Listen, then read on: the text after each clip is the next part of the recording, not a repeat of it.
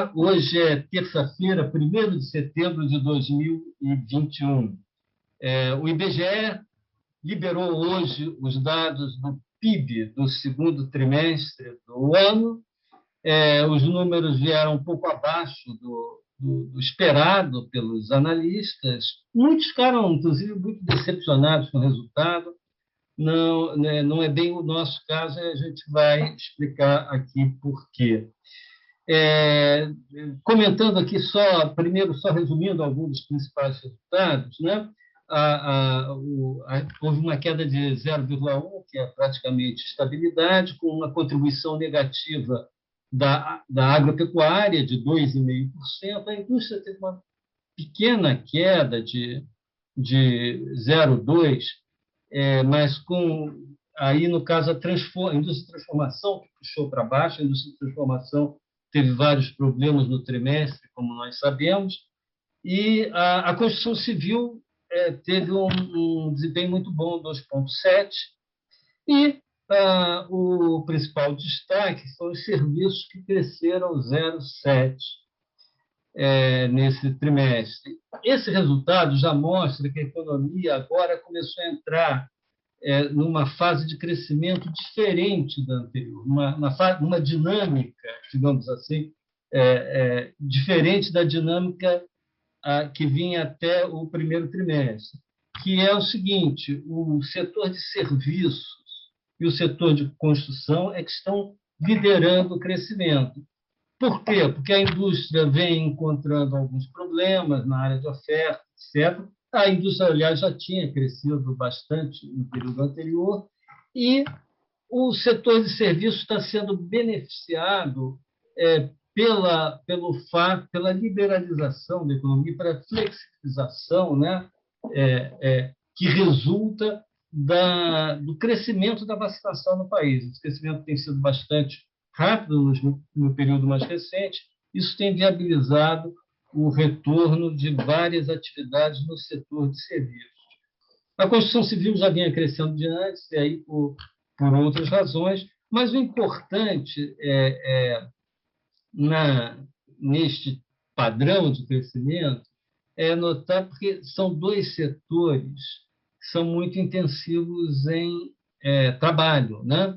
E, como a gente sabe, um dos principais problemas até aqui é que o PIB voltou ao nível pré-pandemia, mas o emprego, ou a ocupação, melhor dizendo, ficou ainda muito aquém do pré-pandemia. Depois a gente pode comentar esses números.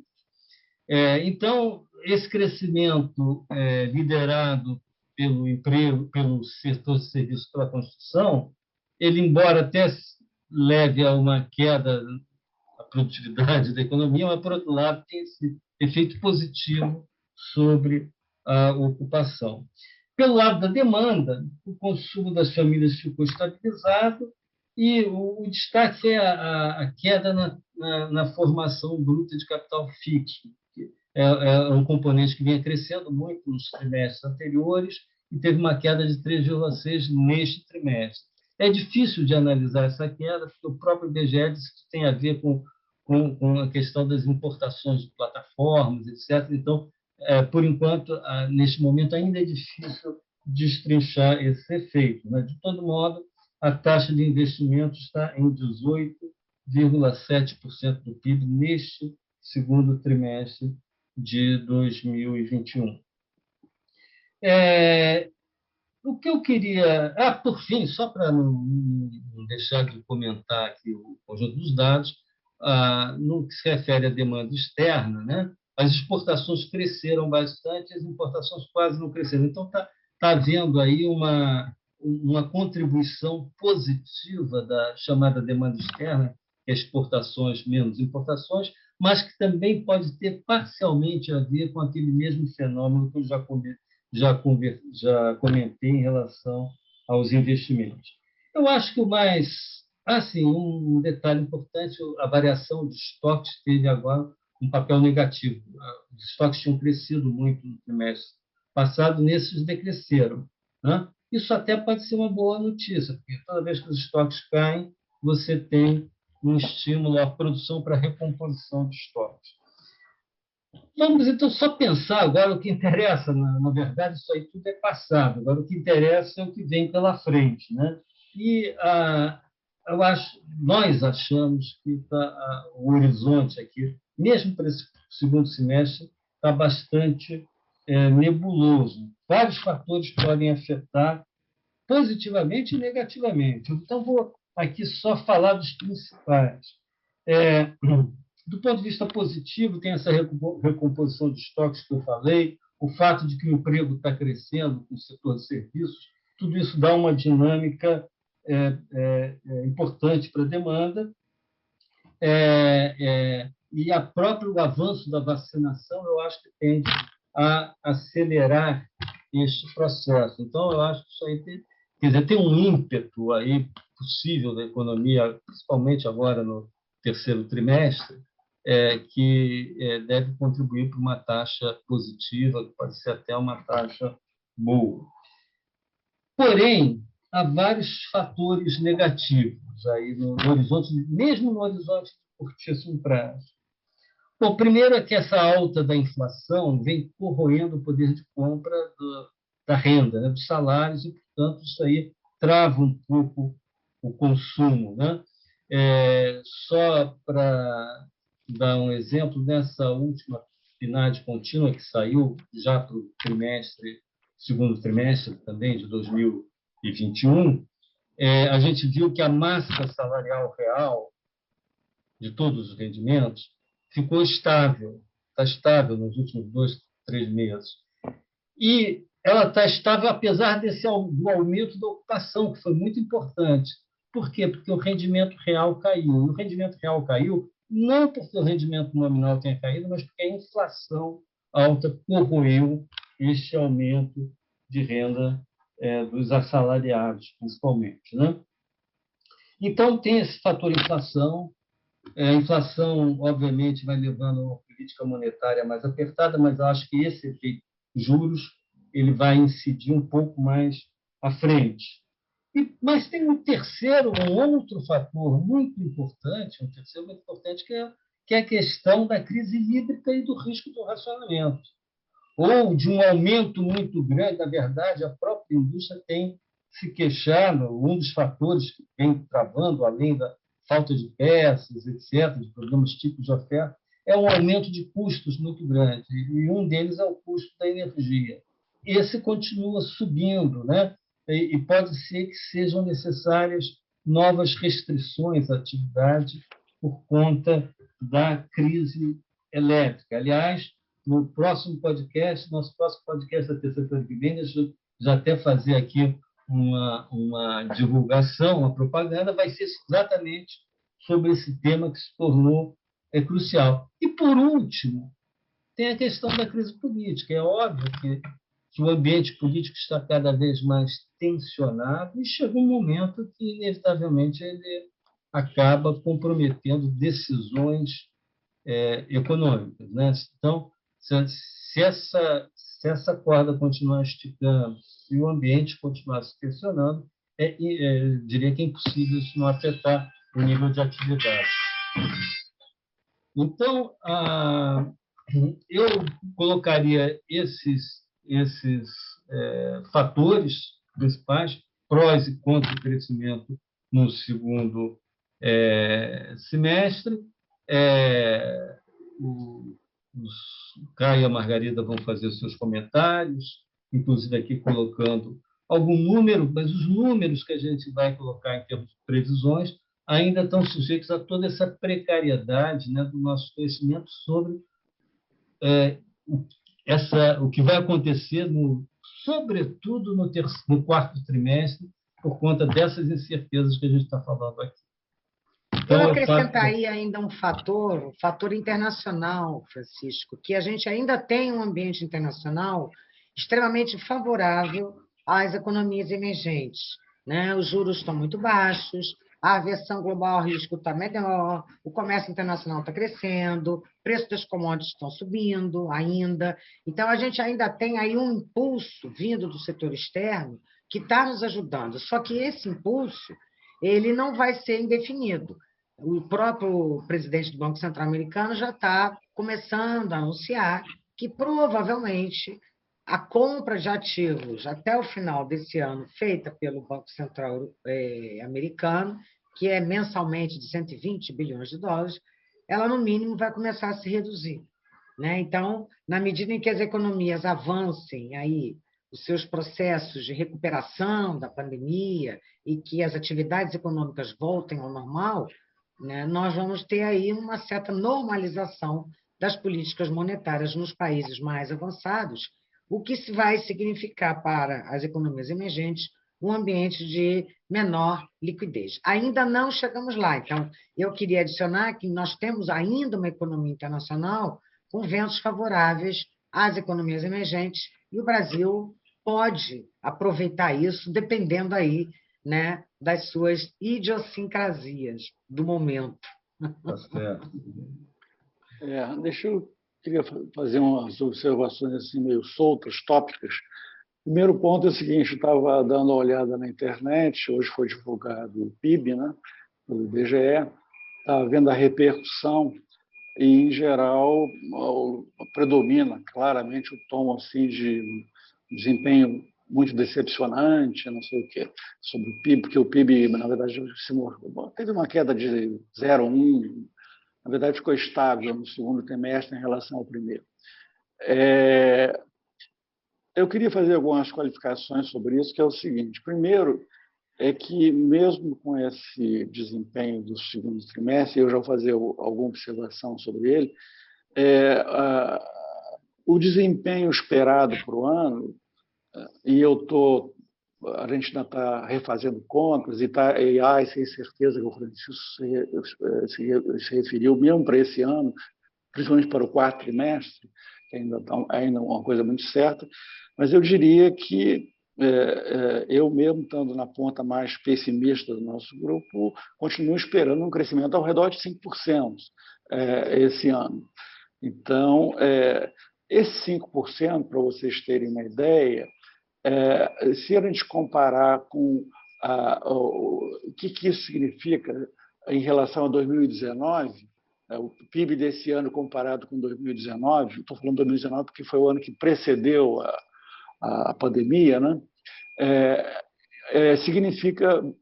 Deve significar alguma coisa como um crescimento entre 0,7% e 0,8% esse ano, na comparação com 2019. Quer dizer, em torno de 5% em relação ao ano passado, e como o ano passado teve uma queda forte, mas em relação a 2019, um crescimento aí de, digamos, 0,7%, 0,8%. Então, a primeira coisa a ter presente é o seguinte: chegar a esse ano, como tudo indica, com um PIB um pouco maior, ainda que levemente maior que 2019, nos põe entre os países, entre as economias mais relevantes, entre as economias com melhor desempenho nesse biênio 2020-2021. Então, a primeira qualificação para o decepcionante é um pouco estar atento a esse detalhe, que não é detalhe, na verdade. Tirando China e Estados Unidos, que aí vão estar com um PIB esse ano, tudo indica bem superior a 2019, o resto do mundo, a Europa, o resto da América Latina, vão estar com um PIB, mesmo com a recuperação desse ano, inferior a 2019. E a gente vai estar com um PIB levemente maior, ao que tudo indica. De qualquer maneira, quer dizer, a gente não pode. Isso aí no que se refere ao desempenho desse ano, como é que a gente está vendo até o momento. Claro que, e aí retomando o ponto do Francisco, as perspectivas, olhando um pouco mais para frente, talvez já nesse ano, mais para o quarto trimestre, são cada vez mais sombrias, na verdade. A nossa visão hoje é que o ano que vem, essa projeção atual de consenso do Focus, desse relatório de mercado que o Banco Central divulga semanalmente, que é um PIB de 2% no ano que vem, muito provavelmente é uma visão otimista. A ideia é que seja a nossa percepção, a gente ainda vai trabalhar mais nesses números, mas é que seja uma coisa talvez significativamente abaixo de 2%. Então, nós temos um quadro esse ano, então eu estou contestando um pouco a ideia do decepcionante no se refere ao desempenho que está ocorrendo esse ano. Não é decepcionante.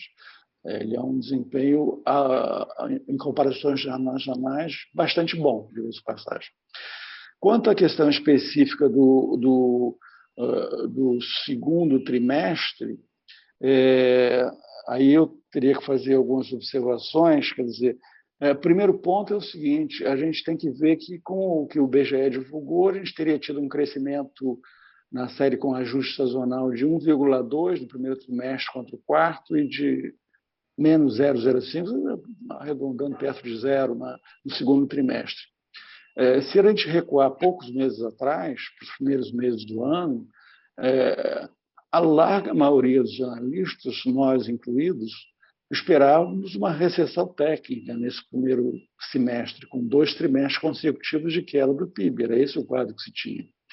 Então, à luz dessa expectativa, esse desempenho, mesmo com essa não crescimento no segundo trimestre, está longe de ser um resultado negativo em relação ao que se esperava até pouco tempo atrás. Ainda sobre esse segundo trimestre, eu queria chamar a atenção para um ponto que é o seguinte. Nós temos indicadores mensais do PIB, né, que procuram replicar o PIB em bases mensais. O que está mais aderente ao PIB até ele, que é o monitor do PIB, que, aliás, ele foi divulgado há pouco tempo atrás, poucas semanas, e foi muito próximo do resultado do PIB que foi divulgado pelo IBGE hoje, tanto para o comportamento no trimestre quanto no trimestre imediatamente anterior, quanto na taxa de 12 meses contra 12, foi muito próximo. E, então, o que o monitor do PIB nos diz sobre a evolução recente do PIB quando a gente olha ele em bases mensais? É que, na verdade, a gente pode decompor esses primeiros 6 meses do ano, período de janeiro e junho, né, em 3 bimestres, na verdade. A gente tem um primeiro bimestre, janeiro e fevereiro, com um certo nível de produção, de PIB bom. Depois tem uma queda no bimestre março-abril, muito influenciada pelo agravamento da pandemia, foi o auge da pandemia, o que forçou a medidas de distanciamento social que afetaram a atividade econômica. Depois você tem, no período maio e junho, mais ou menos a volta ao patamar que você tinha no primeiro bimestre. E as indicações preliminares são de um crescimento no terceiro trimestre. Então, na verdade, essa comparação, quando a gente olha a seco, trimestre, segundo trimestre contra o primeiro, parece um quadro de estagnação, que não é bem o que a gente estava verificando. A gente teve uma parada muito ligada ao agravamento da pandemia, uma recuperação que, ao que tudo indica, prossegue no terceiro. O quarto trimestre é uma grande incógnita, dada a piora em curso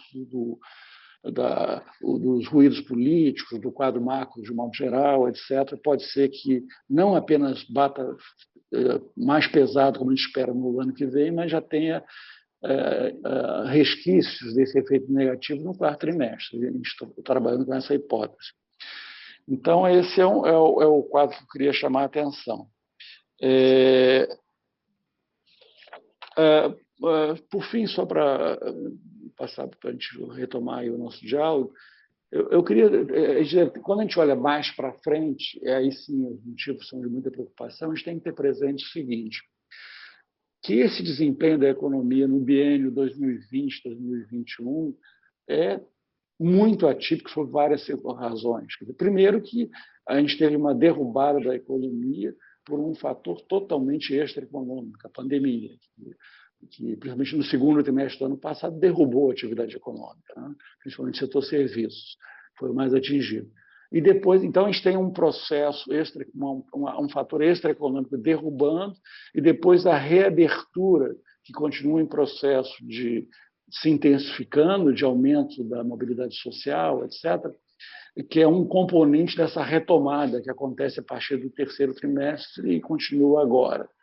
Há um outro fator também atípico, que no ano, principalmente que teve mais efeito no desempenho do PIB do ano passado do que agora, é que a gente teve não só no Brasil, no mundo, eu estou me referindo mais ao Brasil, estímulos fiscais e monetários monumentais, totalmente atípicos também. Então, o desempenho desse biênio é atípico não só pelo fator extraeconômico derrubando a economia e depois a reabertura, né, proporcionando, contribuindo de forma importante para a retomada, mas tem um fator de estímulo fiscal e monetário que veio, que atuou principalmente no ano passado, no início desse ano, quando a reabertura ainda estava mais tímida, estímulos de proporções jamais vistas e claramente não sustentáveis, uma coisa totalmente atípica que influiu no desempenho. Tem o cenário internacional também, com juros extraordinariamente baixos. Margarida fez algumas observações sobre o quadro internacional favorável, apesar de ruídos recentes, né? E a disparada de preços de commodities, que beneficia muito a economia brasileira por diferentes canais. Enfim, a gente tem vários fatores atuando muito atípicos. A questão, e aí é só para encerrar mesmo, só para colocar, porque isso é um tema que a gente vai retomar N vezes nos próximos podcasts, a questão é que esses fatores que foram tão importantes para impulsionar a retomada do crescimento a partir do terceiro trimestre do ano passado, a tendência é que eles gradativamente deixem de operar. Na verdade, a gente já está vendo, e o Francisco chamou a atenção, uma mudança no padrão de crescimento, onde o fator reabertura, que bate mais em serviços, já começa a preponderar sobre o fator estímulos fiscais e monetários, que acabaram atuando muito mais para sustentar a demanda e a produção de bens, na verdade. Então, já há uma mudança por aí em curso.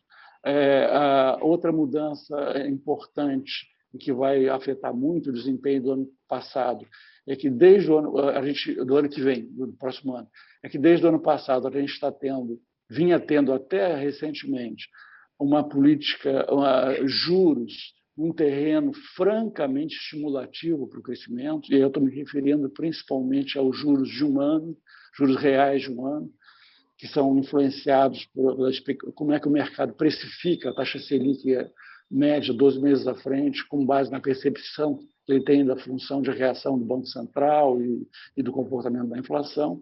A gente tinha juros que ficaram até o início desse ano no terreno absolutamente inédito na economia, que eram juros reais negativos.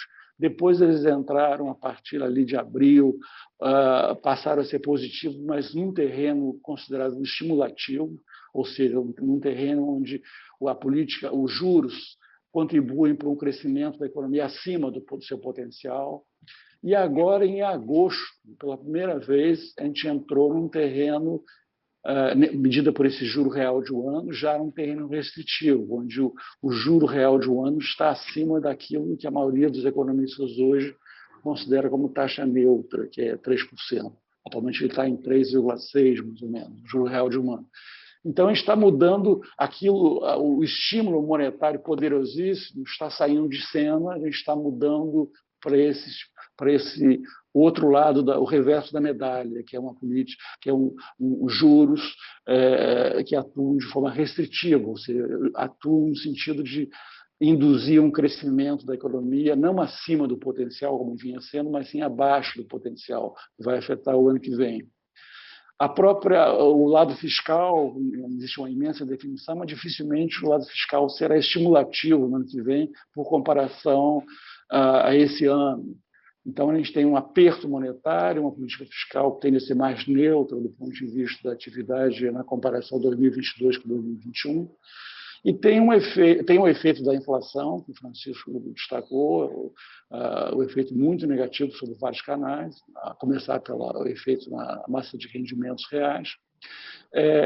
Então, tem, por fim, o fato de que o efeito reabertura, que na economia brasileira a população acabou antecipando o aumento da mobilidade social, foi se dando ainda num contexto de pandemia em níveis preocupantes, mas isso tudo significa, e vai prosseguir nesses próximos meses, se não houver uma piora súbita da pandemia pela variante Delta. Vamos deixar isso de lado, porque ninguém sabe, na verdade, como é que aquela variante Delta, que impacto ela terá no Brasil à frente. Mas o que eu estou querendo chamar a atenção é que o efeito reabertura, que é o que está hoje muito em curso, daí os serviços estarem puxando o jogo crescimento, é um efeito que tende a se concentrar muito nesse ano. Vai sobrar pouco do efeito positivo reabertura para o crescimento no ano que vem. Então, ano que vem, tudo passa a jogar meio contra. O efeito reabertura já terá ficado positivo, porque já terá ficado em boa medida para trás, a política monetária vai estar no terreno restritivo e não expansionista, o fiscal vai deixar de contribuir para acelerar o crescimento, é um quadro, a inflação muito alta, e provavelmente não vai ser nada trivial reduzir a inflação, que atualmente está acima de 9%, para perto de 3,5%, 4%, tem várias incertezas sobre a velocidade com que isso vai se dar. Então, a gente tem um quadro, e tem os ruídos políticos cada vez maiores no país. Então, a gente tem um quadro que é muito. Todos os fatores que a gente pode decompor, que foram contribuindo para esse bom desempenho, eu insisto, bom desempenho até agora da economia, da sua retomada a partir do terceiro trimestre do ano passado, eles estão em processo de reversão, estão em processo de deixar de operar ou operar ao contrário. Então, a gente está entrando num outro mundo muito pior para o crescimento. É essa a questão que a gente vai ter que retomar nos próximos podcasts. Bom, acho que podemos ficar por aqui.